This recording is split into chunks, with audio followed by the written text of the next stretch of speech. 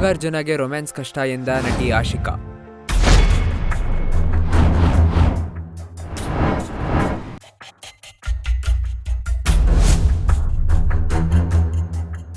ಆಶಿಕಾ ರಂಗನಾಥ್ ಅವರನ್ನು ಕರ್ನಾಟಕದ ಕ್ರಶ್ ಎಂದು ಜನಪ್ರಿಯವಾಗಿ ಕರೆಯಲಾಗುತ್ತಿತ್ತು.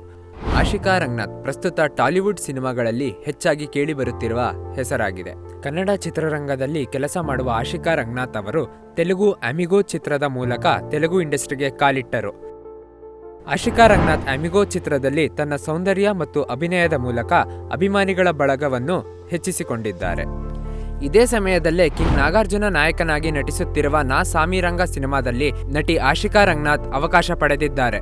2024ರಲ್ಲಿ ಬಿಡುಗಡೆಯಾದ ನಾ ಸಾಮಿರಂಗ ಸಿನಿಮಾ ಒಂದು ಆಕ್ಷನ್ ಡ್ರಾಮಾ ಸಿನಿಮಾವಾಗಿದ್ದು, ಇದು ಜೋಶಿ ಬರೆದ ಮೂಲ ಕಥೆಯಾಗಿದ್ದು, ಈ ಸಿನಿಮಾವನ್ನು ಕೊರಿಯೋಗ್ರಾಫರ್ ವಿಜಯ್ ಬಿನ್ನಿ ನಿರ್ದೇಶನ ಮಾಡಿದ್ದಾರೆ.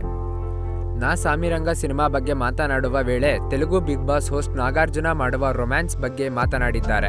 ನಟಿ ಆಶಿಕಾ ರಂಗನಾಥ್ ನಾ ಸಾಮಿರಂಗ ಸಿನಿಮಾ ಬಗ್ಗೆ ಮಾತನಾಡುತ್ತಾ, ನನ್ನಂತಹ ಹೊಸ ನಾಯಕಿಗೆ ತೆಲುಗು ದೊಡ್ಡ ಸ್ಟಾರ್ ಕಿಂಗ್ ನಾಗಾರ್ಜುನ ಜೊತೆ ನಟಿಸುವ ಅವಕಾಶ ಸಿಕ್ಕಿದ್ದು ನನ್ನ ಅದೃಷ್ಟ ಎಂದು ಹೇಳಿಕೊಂಡಿದ್ದಾರೆ.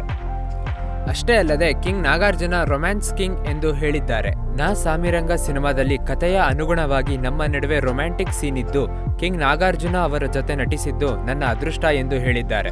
ಹಾಗೆಯೇ ನಾ ಸಾಮಿರಂಗ ಸಿನಿಮಾದಲ್ಲಿ ಅಲ್ಲರಿ ನರೇಶ್ ಮತ್ತು ರಾಜ್ ತರುಣ್ ಅವರ ನಟನೆಯೂ ಅದ್ಭುತವಾಗಿದೆ ಎಂದು ಹೇಳಿದ್ದಾರೆ. ನಾ ಸಾಮಿರಂಗ ಸಿನಿಮಾಗೆ ಸಂಗೀತ ನಿರ್ದೇಶಕರು ಎಂ ಕೀರ್ವಾಣಿ ಅವರು ಭಾಗವಾಗಿದ್ದಾರೆ ಎಂದು ತನ್ನ ಸಂತೋಷವನ್ನು ವ್ಯಕ್ತಪಡಿಸಿದ್ದಾರೆ.